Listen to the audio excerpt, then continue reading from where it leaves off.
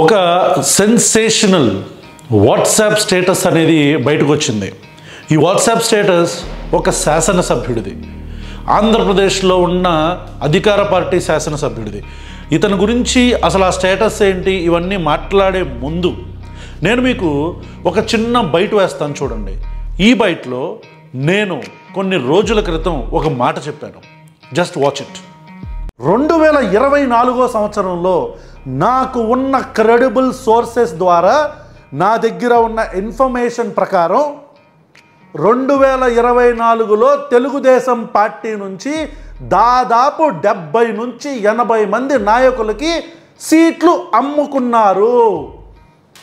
I'm telling it on record. Telugu Desam party 70 నుంచి 80 సీట్లు MLA టికెట్లని పప్పు బెల్లాలు అమ్ముకున్నట్టు అమ్ముకున్నారు.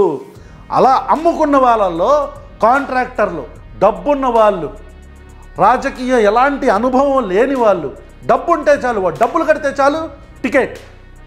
సో నేను చెప్పినట్లుగా తెలుగుదేశం పార్టీ నుంచి ఇట్లా కార్యకర్తలని లేకపోతే పార్టీని నమ్ముకొని, నందమూరి తారక రామారావు గారు పార్టీ పెట్టినప్పటి నుంచి పార్టీని నమ్ముకొని పనిచేసిన నాయకులకి, క్రియాశీలకంగా పనిచేసి పార్టీ టికెట్ని ఎక్స్పెక్ట్ చేసిన కార్యకర్తలకి 2024లో చాలా దారుణమైన అన్యాయం జరిగింది అని నేను ఆ వీడియోలో కోట్ చేయటం జరిగింది. దానితో పాటు దాదాపు 70 నుంచి 80 టికెట్ల వరకు బేరం పెట్టడం జరిగింది అని నేను మీకు చెప్పాను.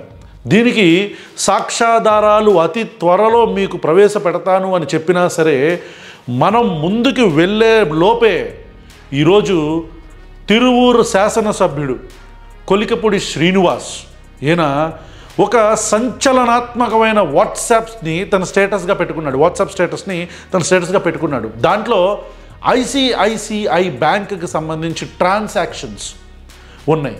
అసలు ఆయన స్టేటస్ ఏం పెట్టాడు ఐ విల్ షో యూ.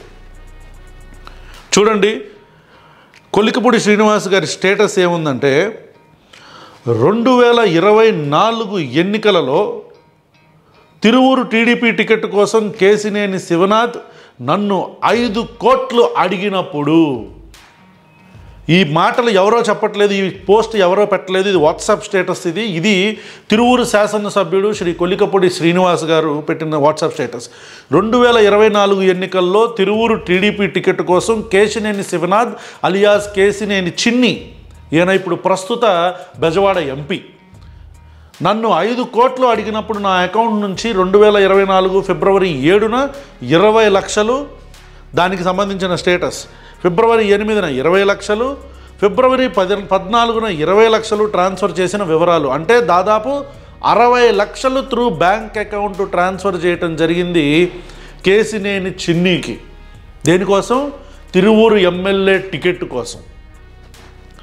ఇలా ట్రాన్స్ఫర్ చేసిన తర్వాత వివరాలు, పోరంకిలో శివనాథ్ పిఏ మోహన్ వచ్చి పోరంకిలో తీసుకుపోయిన 50 లక్షల గురించి, గొల్లపూడిలో నా మిత్రులు ఇచ్చిన 3.5 కోట్ల రూపాయల గురించి రేపు మాట్లాడుకుందాం, నిజం గెలవాలి, నిజమే గెలవాలి అని చెప్పని ఈయన స్టేటస్ పెట్టాడు.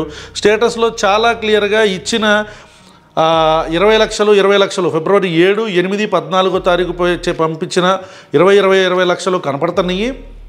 చాలా క్లియర్గా కేసినేని చిన్నీకి పంపించిన డబ్బులు ట్రాన్సాక్షన్ ఇది అతను ఐసిఐసిఐ మిస్టర్ కొలికపూడి శ్రీనివాస్ ఐసిఐసిఐకి సంబంధించిన details. Page number 9 and page number 10 out of 14 పేజెస్లో ఉన్న డీటెయిల్స్ ఇవి. ఇకపోతే దీనికి ఆథెంటికేషన్ ఏంటి, ఇది నిజమా, ఈయన అలిగేషన్ చేస్తున్నాడా అనే దానికి కూడా మనం అంటే హేతుబద్ధంగా మాట్లాడుకుందాం. ఇది నిజమేనా, కొలికపూడి శ్రీనివాస్ మాట్లాడుతుంది అబద్ధమా అనేది మనం ఒకసారి మాట్లాడుకుంటే, చూడండి, ఫిబ్రవరి 7, 8 అండ్ 14 తారీఖు ఈయన డబ్బులు పంపించడం జరిగింది. తెలుగుదేశం పార్టీ మొదటి ఎమ్మెల్యే లిస్ట్ క్యాండిడేట్ ఏదైతే వాళ్ళు రిలీజ్ చేశారో అది ఫిబ్రవరి 24 తారీఖు. ఫిబ్రవరి 24 తారీఖు టికెట్లు ఇవ్వటం మొదలుపెట్టారు. అంటే ఫస్ట్ లిస్ట్ ఆఫ్ క్యాండిడేట్స్ని తెలుగుదేశం పార్టీ ప్రవేశపెట్టింది. ఆ రోజు ప్రవేశపెట్టిన ఆ లిస్టులోనే కొలికపూడి శ్రీనివాస్ గారి పేరు కూడా ఉంది. ఫిబ్రవరి 24 తారీఖు అంటే just connect the dots of February 7th, 8th and 20th and 14th. ఈ 3 రోజుల తర్వాత ఈయనకి ఇక్కడ 24వ తారీఖు టికెట్ ఇచ్చారనమాట. రైట్. ఇది ఎందుకు నేను మాట్లాడుతున్నానంటే ఈ విషయము నేను మీకు ఆల్రెడీ చెప్పా. టిక్కెట్లని పప్పు బెల్లాలు అమ్మినట్టు అమ్మారు. తెలుగుదేశం పార్టీ కార్యకర్తలకి మోసం జరిగింది. తెలుగుదేశం పార్టీలో క్రియాశీలకంగా పనిచేసిన నాయకులకి మోసం జరిగింది. తద్వారా చాలామంది నందమూరి తారక రామారావు గారి జమానా నుంచి ఇప్పటిదాకా ఉన్న వాళ్ళు చాలామంది ఆశలు కోల్పోయి పార్టీని వదిలేయడం కూడా జరిగిందని నేను మీకు చాలాసార్లు చెప్పాను. అసలు ఈ డబ్బులు ఇప్పుడు మనం ఆలోచించాల్సింది, రేపు కొలికిపూడి శ్రీనివాస్ ఏం ప్రెస్ మీట్ పెడతాడు, ఒకవేళ అతను పెడతాడా లేదంటే తెలుగుదేశం పార్టీ ఆఫీస్ నుంచి అతనికి కాల్స్ వెళ్ళో లేకపోతే బొజ్జగింపు చర్యలు ఏమన్నా మొదలు పెడతారా, ఇవన్నీ మనకు తెలియదు. కానీ మనం ప్రశ్నించాల్సింది, మనం ఆలోచించాల్సింది, ఈ ట్రాన్స్ఫర్ అయిన డబ్బులు కేశినేని చిన్ని ఏం చేశాడు? ఈ కేశినేని చిన్ని కేవలం డబ్బులు తన దగ్గర పెట్టుకున్నాడా లేదా ఈ డబ్బులన్నీ ఎవరి దగ్గరికైనా వెళ్ళినయ్యా? ఆ వెళ్ళే ప్రాసెస్లో దీన్ని బ్లాక్ టు బ్లాక్గానే తీసుకెళ్లారా లేదంటే ఈ డబ్బుల్ని బ్లాక్ నుంచి వైట్గా ఏమన్నా మార్చారా? ఎందుకంటే ఆన్లైన్ ట్రాన్సాక్షన్ అంతా వైటే మనకు కనిపిస్తుంది. కానీ ఆయన చెప్తున్న కోట్ల రూపాయల డబ్బులు ఏదైతే ఉందో ఇదంతా కూడా బ్లాక్లోనే ఉంటుంది కాబట్టి ఉంటుందని నేను ఎక్స్పెక్ట్ చేస్తున్నాను. సో ఈ డబ్బుల్ని ఏదైనా ట్రస్టుల ద్వారా ఏమన్నా మళ్ళీ వైట్ చేసే ప్రాసెస్ ఏమైనా చేశారా?